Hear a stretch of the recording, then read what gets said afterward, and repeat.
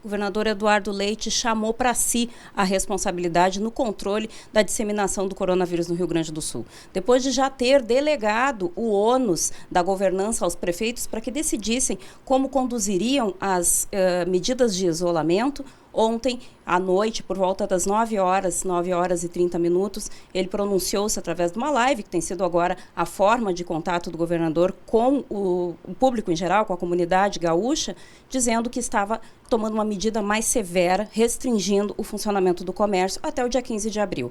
Age com prudência o governador ao avaliar o crescimento dos casos aqui no Rio Grande do Sul.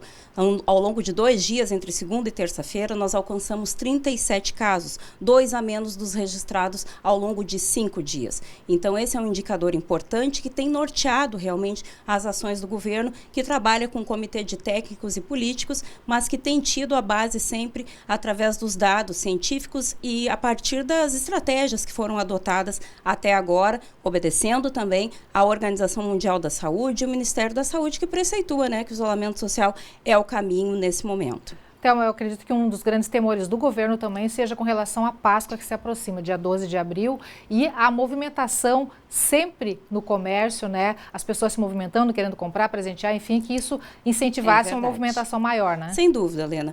A partir do momento em que as pessoas não perceberam o agravamento com registros de morte em municípios, como é o nosso caso, por exemplo... Felizmente.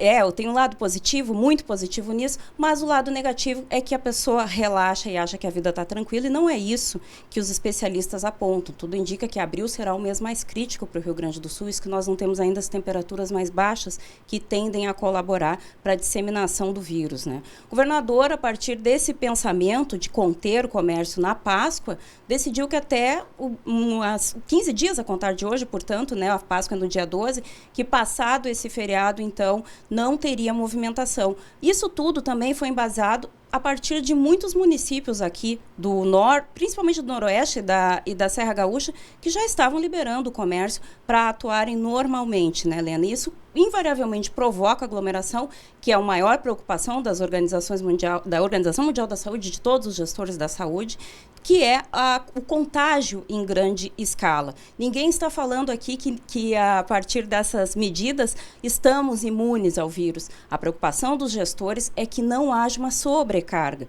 Com esses 15 dias, o governo acredita que consegue se estruturar melhor, garantir equipamentos, ampliação de leitos de UTI com os respiradores e todas as ferramentas necessárias para os casos mais graves e, com isso, também garantir que essa disseminação não se espalhe em números exagerados. A gente está vendo que a curva está subindo muito rápido aqui no Brasil e no Rio Grande do Sul. E existe também uma preocupação com a manutenção dos serviços básicos, né? Esse decreto prioriza isso. Sem dúvida. Na prática não muda muita coisa. O que o governador resolveu fazer foi restringir a ação dos prefeitos.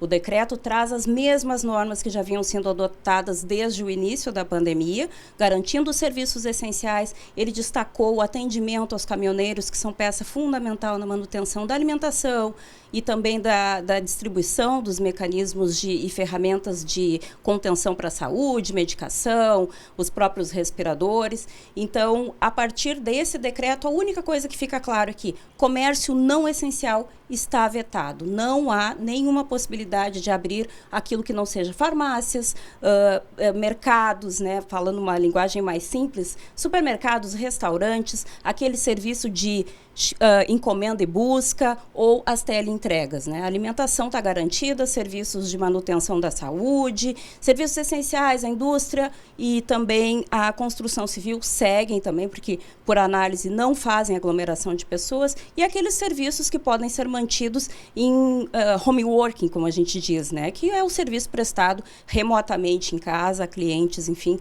Todo o foco é não aglomerar pessoas. O decreto na íntegra na nossa página lá na internet. Tá? Exatamente, inclusive com alguma parte do pronunciamento que foi feito hoje pela manhã. O governador ontem se pronunciou, editou o decreto hoje e fez questão de esclarecer dúvidas para a comunidade e para a própria imprensa em outra live que aconteceu hoje às 11 horas da manhã. Thelma, outro aspecto é que muita gente também está pedindo ao governo concessão especial ou alguma coisa relativa à questão do IPVA, né, de impostos. E aí, exatamente. As lives são bombardeadas por pessoas que assistem e que se manifestam pedindo um prazo no IPVA. Isso não vai acontecer. O governo vive uma crise bastante severa e não pretende renunciar receitas. A partir da restrição, inclusive, do comércio, os valores de arrecadação caem. O IPVA não só contempla os cofres públicos do Estado, mas também dos municípios. 50% desse valor arrecadado no IPVA também supre as contas públicas, né? Então, não é um momento para renunciar receitas.